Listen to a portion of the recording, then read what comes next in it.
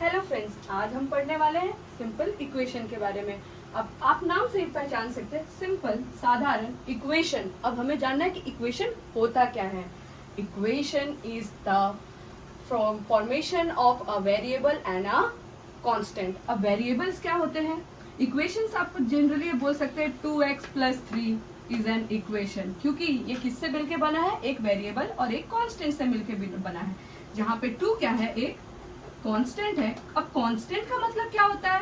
Constant मतलब वो number, वो जो नंबर हो गए जो कभी चेंज नहीं होते। जैसे 2 को आप 2 ही बोलेंगे ना, 3 को 3 ही बोलेंगे ना, 0 को 0 ही बोलेंगे ना कि उनको 1 बना देंगे, यानी कि वो जो है सो उनकी वैल्यू फिक्स है।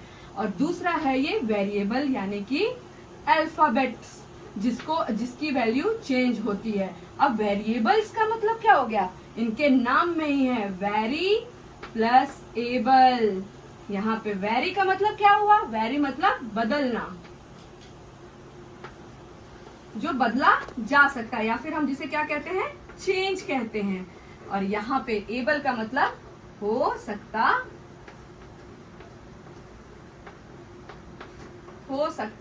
है। तो आप यहाँ पे देख सकते हैं एक इक्वेशन किन से बना है। Equation is the operation between a product and a variable, product of variable and constant.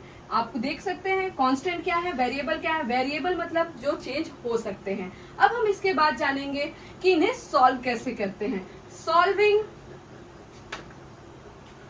An equation. अब हमारा अगला टॉपिक जो है वो है सॉल्विंग एन इक्वेशन।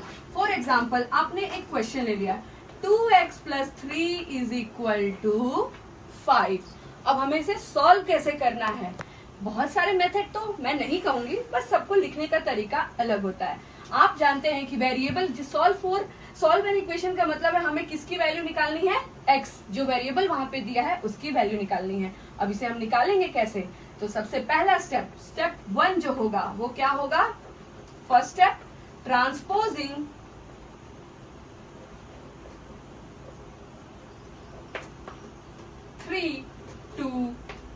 RHS। अब आप बोलेंगे RHS क्या होता है? अरे भाई, आपके हाथ है ना, लेफ्ट और राइट। लेफ्ट हैंड मतलब LHS और राइट हैंड मतलब RHS। RHS मतलब आपका राइट हैंड साइड। तो आपके राइट हैंड साइड में कौन है? 5 है। तो आप इस स्टेप में क्या कर रहे हैं? 2x = 5 - 3। अब आप बोलोगे यहाँ पे तो प्लस में था, ये 5 के साथ इधर जाते ही माइनस में क्यों हो गया? भाई, तो आपको पता होना चाहिए कि जो भी इक्वेशन, जो भी नंबर्स इधर होते हैं, अगर वो पॉजिटिव है, प्लस में है, तो LHS = के उधर जाते ही, RHS की तरफ जाते ही माइनस में हो जाएंगे। अगर कोई डिवाइड में है तो RHS की तरफ जाते ही मल्टीप्लाई में चला जाएगा, और अगर कोई मल्टीप्लाई में है तो RHS की तरफ जाते ही डिवाइड में चला जाएगा। चलिए अब हम अगला स्टेप देखते हैं। तो इसका अगला स्टेप है 2x = 2। अब अगला, उसके बाद हमें x की वैल्यू निकालने के लिए क्या करना होगा? फिर से हमें यहाँ पे कुछ करना पड़ेगा। क्या करना पड़ेगा? क्योंकि यहाँ पे 2 के साथ मल्टीप्लाई में कौन है? x है। उसके लिए हमें क्या करना पड़ेगा? डिवाइडिंग द अबव इक्वेशन, या फिर आप लिख सकते हैं dividing both side by 2। We get, हमें क्या मिलता है?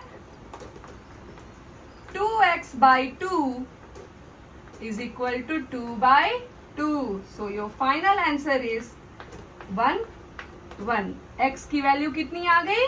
1 आ गई, और ये आपका इक्वेशन ऐसे ही सॉल्व हो गया। अब हम और भी एग्जांपल्स करते हैं। चलिए हम एक और एग्जांपल करके देखते हैं। तो फ्रेंड्स, अब हम आगे के एग्जांपल सॉल्व करते हैं। जैसे कि आप देख रहे हैं, मैंने सेकंड नंबर जो लिया है वो इक्वेशन कैसा है? p/2 + 2 = 8। अब p/2 + 2 = 8, इसे सॉल्व करने के लिए हमें पहला स्टेप क्या करना पड़ेगा? So the first step is adding और ट्रांसपोजिंग 2 to RHS भी लिख सकते हैं, या तो फिर आप लिख सकते हैं subtracting 2 on both the side. तो हम लिखने जा रहे हैं subtracting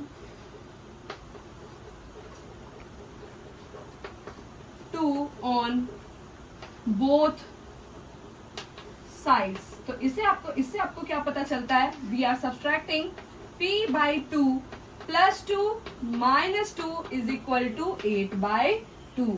Now your answer is p/2 = 6। अब ये कैसे हुआ, क्योंकि आपको पता है +2 - 2 इज ऑलवेज इक्वल टू 0 और 8 में से 2 गया तो 6 बचा।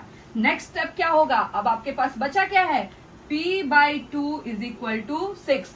अब हमें p का वैल्यू निकालने के लिए p को अकेला करना पड़ेगा, पर यहाँ पे आप देख सकते हैं p के साथ कौन बैठा हुआ है, 2 बैठा हुआ है, उसको कैसे हटाएंगे। So now we will multiply 2 on both the sides of the equation. Multiplying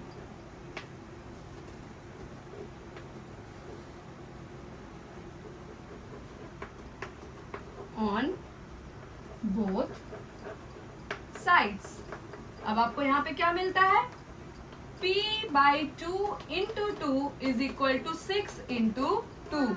अब आपको पता है यहाँ पे 2 किस में है, डिवाइड में है, और यहाँ पे 2 मल्टीप्लाई में, तो 2 1 जा 2, तो आंसर क्या आया, p is equal to 12। So this is your final answer. देखा आपने कितना आसान है इसे सॉल्व करना। अब उसी तरीके से हम थर्ड वाले क्वेश्चन पे चलते हैं।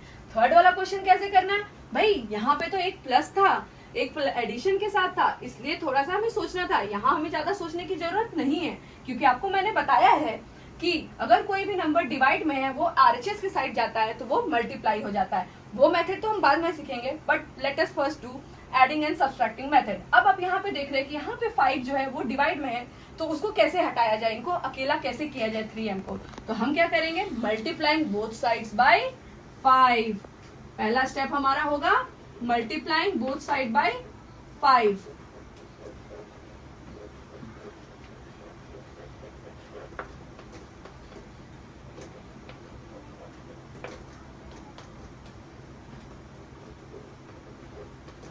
तो हमें क्या मिल रहा है equation, 3m/5 into 5 that is equal to 6 into 5।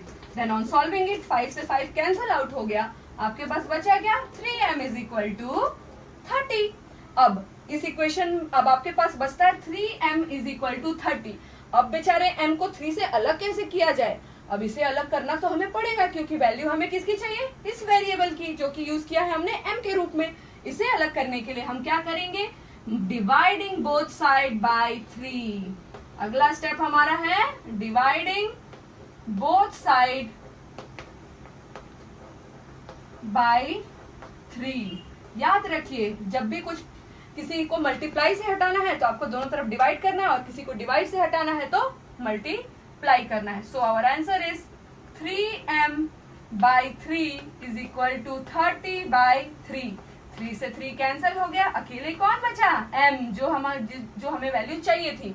30 को आप 3 से डिवाइड करेंगे, आंसर आपका आएगा 10। सो this is your final answer. अब तो आप समझ गए ना सॉल्विंग द इक्वेशन कितना इजी है।